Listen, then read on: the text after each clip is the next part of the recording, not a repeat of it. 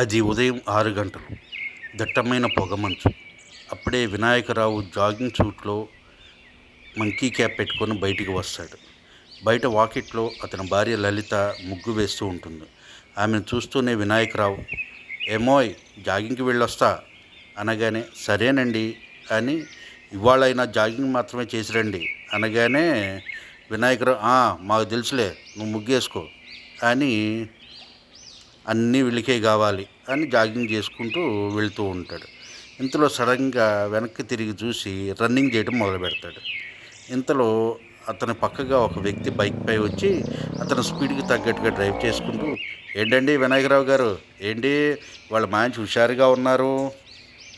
రోజు జాగింగ్ చేసేవాళ్ళు ఇవాళ రన్నింగ్ చేస్తున్నారు" అనగానే వినాయకరావు చిరాగ్గా మొహం పెట్టి, "రన్నింగా నా బొంద, వెనక్కి చూడు" అనగానే అతను వెనక్కి చూడగానే కుక్క ఒకటి